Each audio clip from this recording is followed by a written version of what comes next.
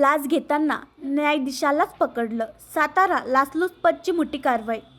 आपल्यावरील अन्याय किंवा अत्याचार विरुद्ध दाद मागण्याचे अंतिम ठिकाण म्हणजे न्यायालय. लोकशाही प्रक्रियेत न्यायालय ही स्वतंत्र यंत्रणा अस्तित्वात असल्याने प्रशासन आणि राजकीय दबाव यांच्या विरोधाची लढाई देखील मोठ्या आशेने न्यायालयात लढली जाते. मात्र चक्क न्यायाधीश महोदयांनाच लाचलुचपत प्रतिबंधक विभागाने पकडल्याने राज्यात खळबळ उडाली आहे.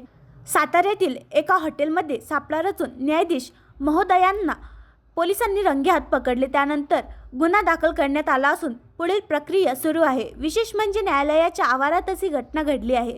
त्यामुळे सर्वसामान्यांच्या न्याय हक्काचं शेवटचं आश्वासक ठिकाण असलेल्या न्यायपालिकेवरील विश्वासाला देखील या घटनेनं तडा गेला आहे.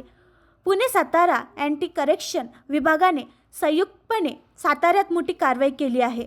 सातारा जिल्हा न्यायालयातील न्यायाधीश महोदयांविरुद्धच गुन्हा दाखल झाला आहे. जिल्हा व सत्र न्यायाधीश धनंजय निकम यांच्यासह तिघांना लाचलुचपत प्रतिबंधक विभागाने रंगेहात पकडले. त्यानंतर गुन्हा दाखल करून पुढील कारवाई सुरू आहे. 5 लाख रुपयांचा लाच प्रकरणात न्यायाधीश महोदयांसह तिघांना रंगेहात पकडल्याने न्यायपालिका क्षेत्रात खळबळ उडाली आहे. फिर्यादीच्या वडिलांना जामीन देण्यासाठी 5 लाखांची मागणी करण्यात आली होती, अशी प्राथमिक माहिती आहे. विशेष म्हणजे जिल्हा सत्र न्यायालयाच्या आवारातच या घडामोडी घडल्या आहेत.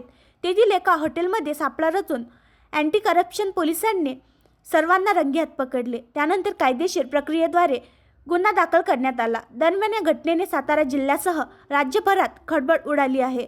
ज्या न्यायव्यवस्थेवर सामान्य माणसाचा शेवटचा विश्वास असतो, त्याच न्यायव्यवस्थेवरही या कारवाईनंतर प्रश्नचिन्ह उपस्थित झाले आहेत.